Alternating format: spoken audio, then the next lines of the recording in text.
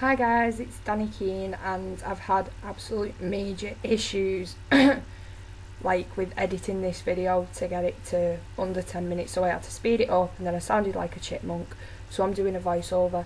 So this is basically just going to teach you, or try to teach you how to do a cut crease, which as you can see is a really defined crease line.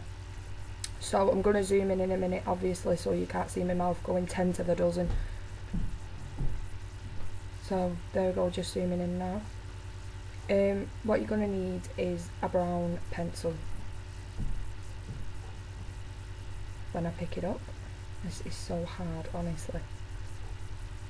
Right, so you're picking up a brown pencil, and basically what you're going to be doing with this is just like making a trace mark. So you start on your crease. Now you can actually make this just higher than your crease, which is what I do. As you can see in the inner corner, I've started a lot higher than where my crease is, then working it down actually into the crease at the corner, and then just joining the corner edge up with it. Then get yourself a small brush. I got this with an eyeliner, that obviously you can't do eyeliner with that brush, it's just ridiculous. And what you're going to do is start rubbing that brush along the line that you've made with your pencil, and you're basically trying to make this line near enough invisible. So keep sliding your brush over it, trying to rub it out basically, and you're just making a trace line, so when you do put eyeshadow on, you've got a line there that you can't go past. And then pick up your pencil again and just go over that line again. Again, this doesn't have to be neat at all, because you're basically going to rub it out with that brush. Put a bit more pencil on it this time, and then begin to rub it out again with your brush. Just basically rubbing back and forward. It's really easy to do. Right, so as you can see, you've got that C shape in your eye, but you can keep this on your crease, above your crease, wherever you want to put it. I'm just taking a 217 brush now, and I'm going in with a light brown, and on the camera it does actually come up a bit red, but right, so just taking that 217 and a light brown, that's the one I'm going to be using.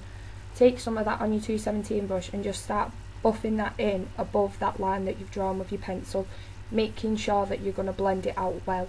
It's best to do your blending now than later on.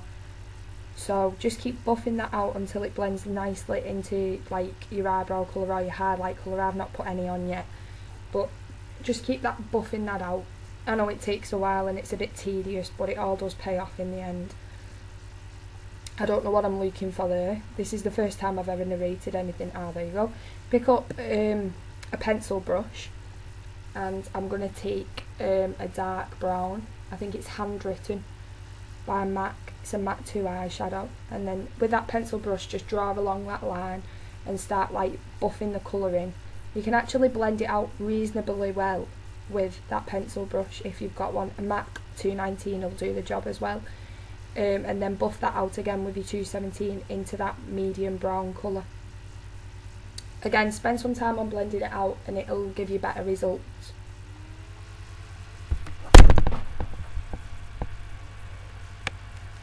So I'm still blending that out with the 217, and as you can see the colour's fading up nicely now.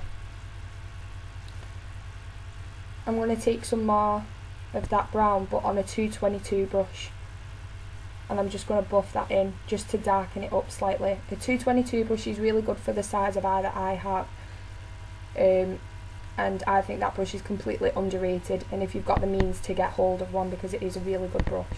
And then again, going back over it with the same eyeshadow, same dark brown or dark colour, whatever you're using, and then go over that crease line and buff it up. Remember, these cut creases can be done with any colour. It doesn't have to be dark colours, and then blend it out again.